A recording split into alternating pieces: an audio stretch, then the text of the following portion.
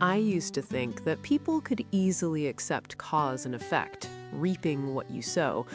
But upon deeper observation, I realized that what is much harder to accept is the karmic connection. How can we accept that a specific person brought this undesired result to us? Why was it them and not someone else? I was pondering this as I stepped into the master's study. The master was brewing tea, his expression serene.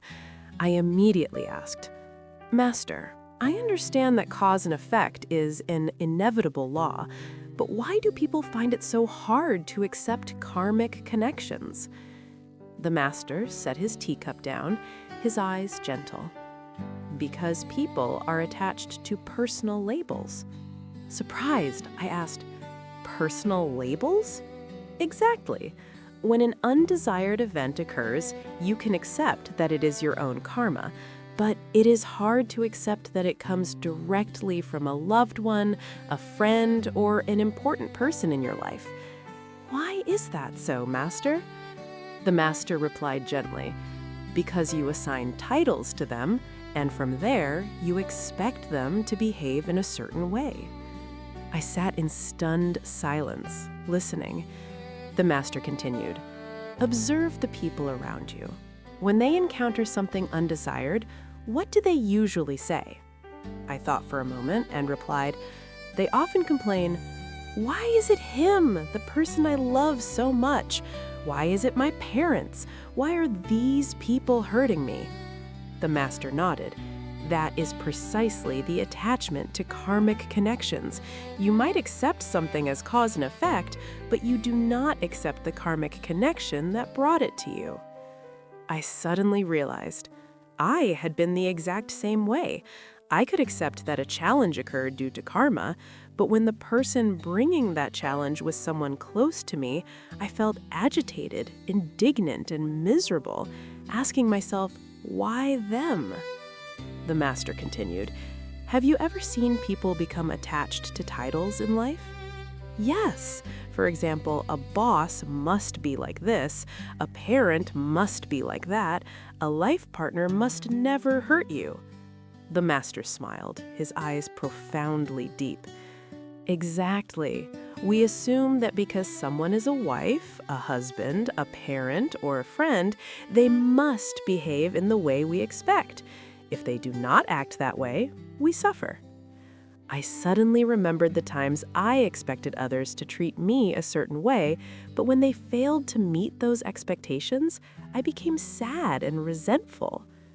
"Master, I understand now that attachment to personal labels prevents me from fully accepting karmic connections, but how can I truly let go of these labels?" The master looked at me gently, as if understanding all the anxieties in my heart.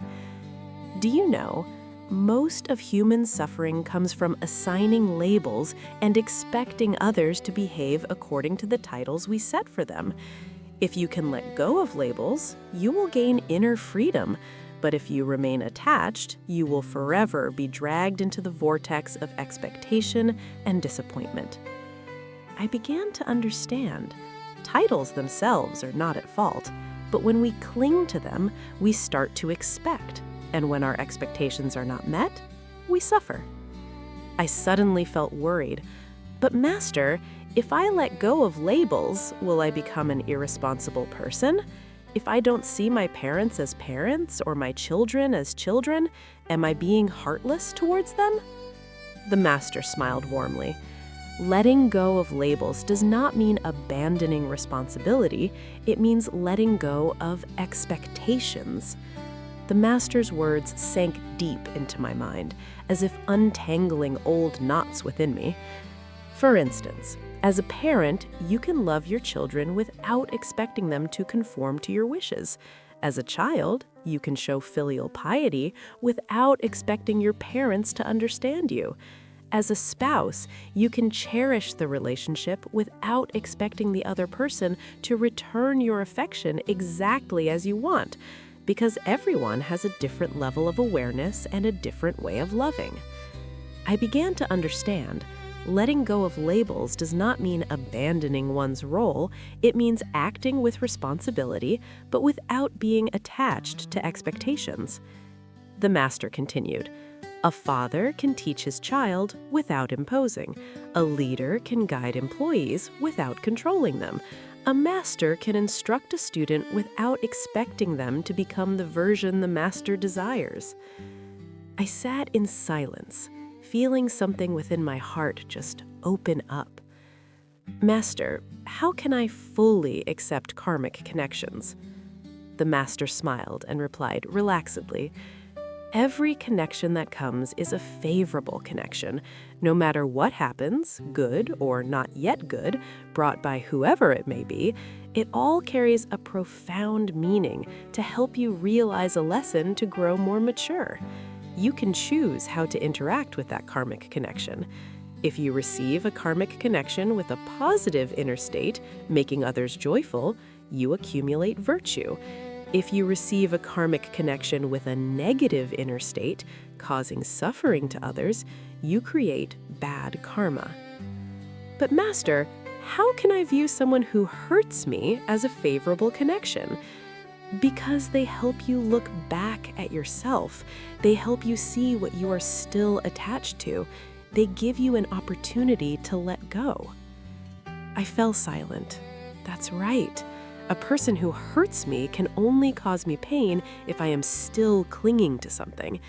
If I can let go of personal labels, let go of expectations, then nothing can make me suffer. I looked at the master, my heart filled with boundless gratitude.